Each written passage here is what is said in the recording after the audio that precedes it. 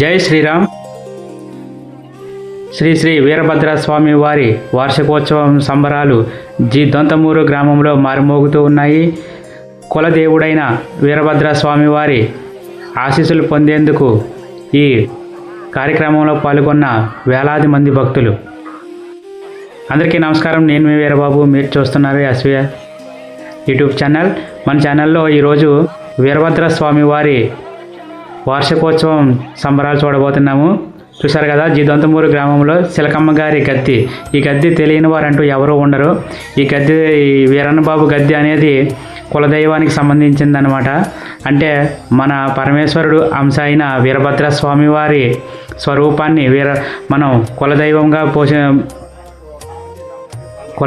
భావించేవారు చాలామంది ఉంటారనమాట. ఇలా ప్రతి ఇంట్లోని కూడా చాలామందికి వీరన్నబాబు కులదైవంగా వెలిసి ఉంటారు. మన ఇంట్లో ఎవరైనా పెద్దలు కానీ చిన్నపిల్లలు చనిపోయినప్పుడు వారిని కులదైవంగా భావిస్తారు మన పెద్దలు. కాబట్టి వారిని మనం వీరన్నబాబుగా ఈ గద్దెల దగ్గర అప్పచెప్పి మనం ఈ కార్యక్రమం అనేది నిర్వహిస్తూ ఉంటారు. ఈ కార్యక్రమం సంవత్సరానికి ఒకసారి ఈ స్వామివారికి వీరభద్రుడికి బోనం అని చెప్పేసి ఈ బోనం అనేది నిర్వహిస్తూ ఉంటారు. ఈ బోనం అనేది మనం రెండు రకాలుగా చెప్పవచ్చు. ఈ బోనం అనేది వీరభద్రుడు ఆయుధంగా చెప్తారు. అలాగే ఈ బోనం అనేది మనం ఈ సంబరంగా కూడా ఈ పేరు ఉంటుంది ఈ వార్షికోత్సవానికి, వీరభద్రుడి సంబరానికి కూడాని. అలాగే ఈ వీరభద్రుడి బోనం అనేటప్పటికీ ప్రతి ఇంట్లోనే ఉన్న వీరభద్రుల్ని కూడా ఈ గద్దెల దగ్గర అప్పచెప్తారు. కాబట్టి ఈ గద్దె దగ్గర నుంచి ఈ సంవత్సరానికి ఒకసారి తీసుకుని ఇలా బోనం సంబరం అనేది వీరన్నబాబుకి అత్యంత వైభవంగా, చాలా సంతోషంగా ఆ కులదైవమైన వీరభద్రుడిని పూజిస్తారనమాట. అంటే ఈ బోనం నెత్తి మీద పెట్టుకుని మనం చూసాం, తెలంగాణలోని కూడా బతుకమ్మ సంబరాలు గట్రా చేస్తారు. అలాగే ఇక్కడ కూడా వీరభద్రుడిని ఆ పళ్ళెంలో పెట్టి పసుపు కుంకాలు అద్ది కొత్త బట్టలు పెట్టి చూసారా, ఇవన్నీ విభూతి పళ్ళు అనమాట. అంటే వీరన్నబాబులు అనమాట.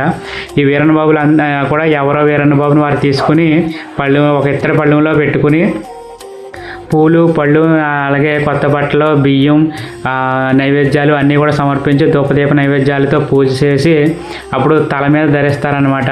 ఈ ఇంట్లోని ప్రతి ఒక్కరు కూడా కుటుంబ సభ్యులు ఎంతమంది ఉంటే అంతమంది కూడా వీరన్నబాబు ఈ బోనం పళ్ళెం అనేది నెత్తి మీద పెట్టుకుంటారు. చూసారు కదా, చాలామంది ఇలాగా లేళ్ళు, ఆవులు, ఇలా శివలింగాలు, ఇలా రకరకాల సర్పాలతో ఉన్న ఈ వీరన్నబాబు ప్రతిరూపాలను అయితే ప్రతి ఒక్కరు కూడా చాలామంది పెట్టుకుంటారనమాట.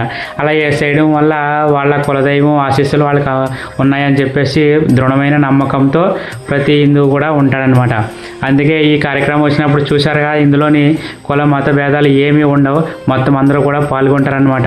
ఈ వీరన్నబాబు సంబరం అనేటప్పటికీ ఒక వీరన్నబాబు సంబరం ఒకళ్ళు చేసుకున్నారంటే మా వీరన్నబాబు కూడా వెళ్తూ ఉన్నాడు అని చెప్పేసి ఆ వీరన్నబాబుకి నమస్కరించుకుని ప్రతి ఒక్కరు కూడా ఒక బోనం కార్యక్రమం జరిగేటప్పుడు అందరూ పాల్గొంటారనమాట.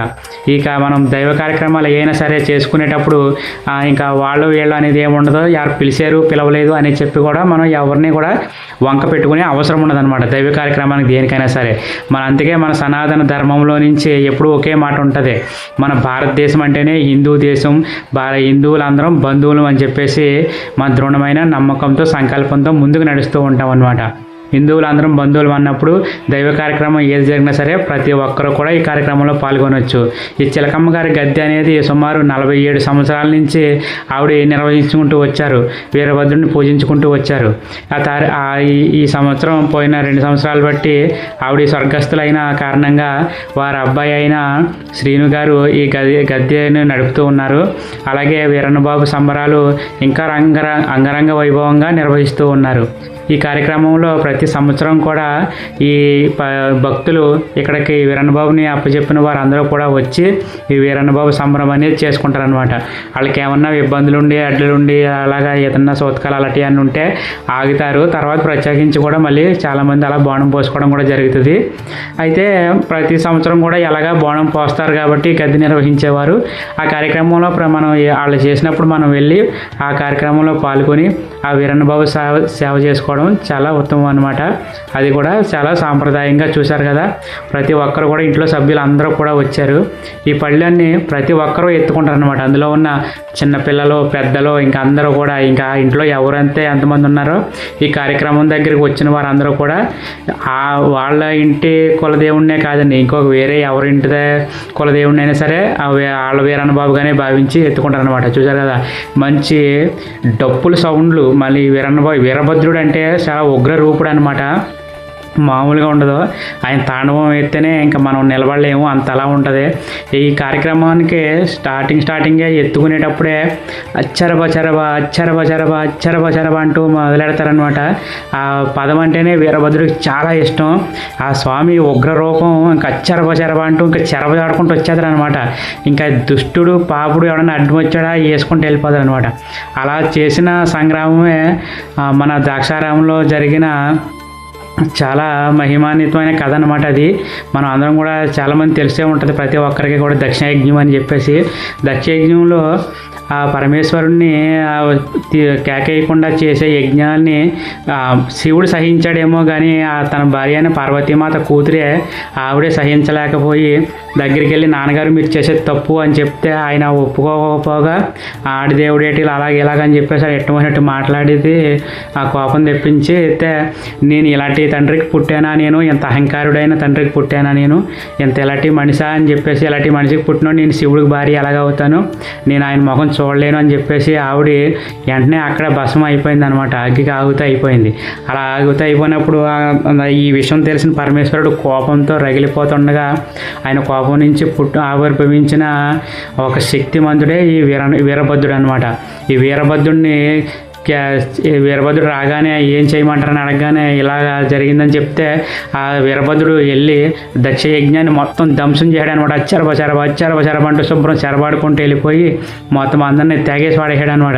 అందరినీ నరికేసి ఇంకా ఆ కోపంతో వెళ్ళిపోతూ ఆయన ఆయుధం ఉంది కదా, ఆయుధాన్ని మన పట్టిసీమలో గోదావరిలో కడిగాడు అని చెప్పేసి మనకి పురాణాలు చెబుతూ ఉన్నాయి.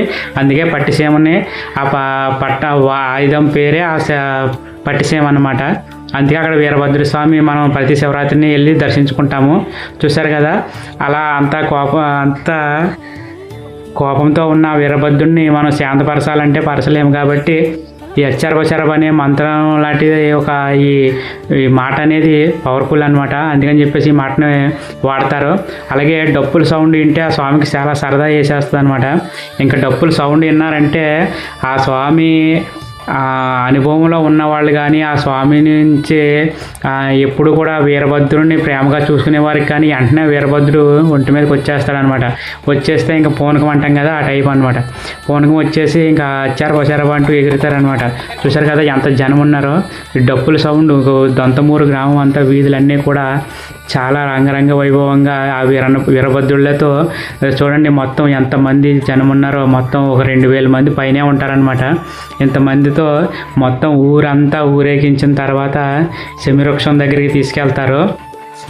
అక్కడ తీసుకెళ్ళి శమివృక్షం దగ్గర పూజ చేసి ఈ వీరభద్రుడి స్వామి కథ అనేది చెప్తారనమాట. ఈ వీరభద్రుడి మహత్యం అనేది మొత్తం అందరికీ చెప్పిన తర్వాత మళ్ళీ ధూపదీప నైవేద్యాలతో పూజ చేసి శమివృక్షానికి పూజ చేసి అప్పుడు మళ్ళీ తీసుకెళ్ళి ఆ వీరభద్రుడిని యథాస్థానంలో పెట్టేస్తారనమాట. అలా పెట్టిన తర్వాత ఈ కార్యక్రమం అనేది పూర్తవుతుంది. చూసారు కదా, మన వాళ్ళందరూ కూడా చూడండి వీరభద్రుడు సంబరంలో భాగంగా ఈయన వేసిన గెటప్ చూసారంటే ఒళ్ళు గగ్గురు పరిచేది అనమాట. దగ్గరుండి చూస్తే చాలామంది పిల్లలు అయితే అలా చూస్తూ అల్లిపోయేవారు. ఆయన అంతా అల్లిపోయినా సరే ఆయన విభూతి ఇలా నొదటికి రాయిగానే శాంతంగా అయిపోతారనమాట. ఇంకా ఎలాంటి ఏ భయాలు బాధలు ఏమి ఉండవు అనమాట. అంతటి ఈ పుణ్య కార్యక్రమంలో పాల్గొనడం అనేది చాలా అరుదుగా ఉంటుంది. మనకు అవకాశం వచ్చినప్పుడే ఇలాంటి కార్యక్రమంలో మనం పాల్గొనాలన్నమాట. చూసారు కదా, ఈ కార్యక్రమంలోని విన్యాసాలు చేస్తూ ఉంటారు. చూడండి, పొట్ట మీద కొబ్బరికాయ పెట్టారు. ఆ స్వామి కత్తితో దాన్ని పగలగొడతాడనమాట. చూడండి, పడుకుని ఉన్నాడు.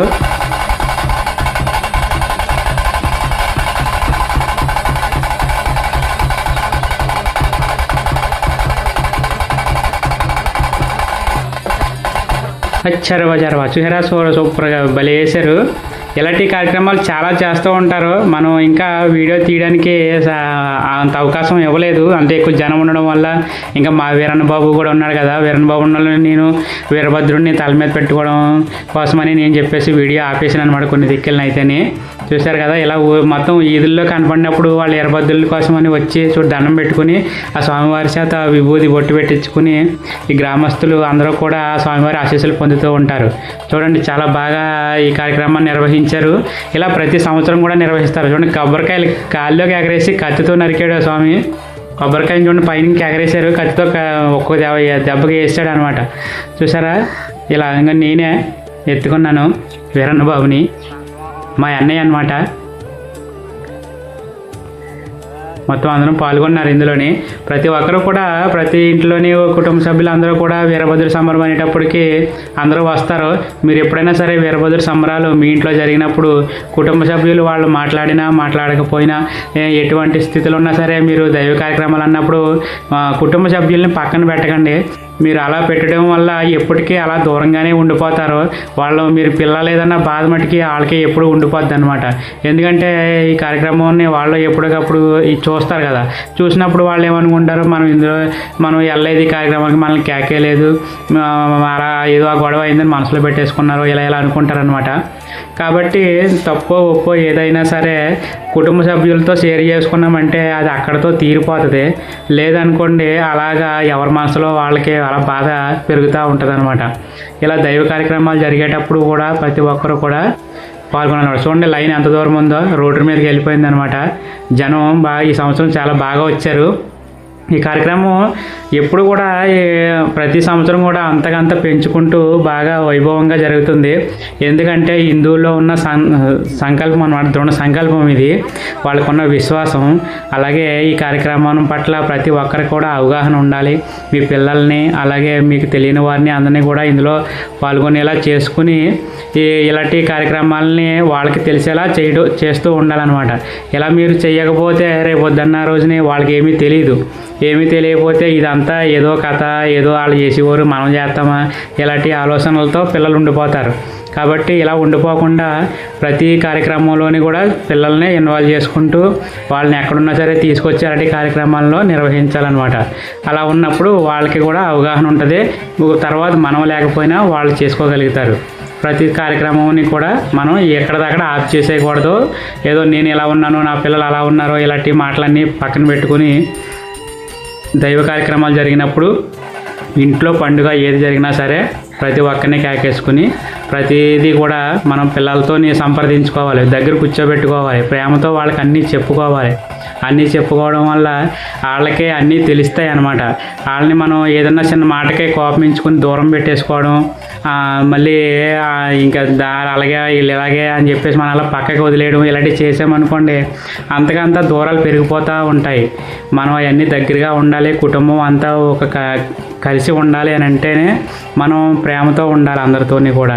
ఇలా కలిసి ఉండితే ఏమవుతుందంటే కుటుంబం బాగుంటుంది. కుటుంబం బాగుందనుకో వాళ్ళు చూసి ఇంకొక నలుగురు బాగుంటారు.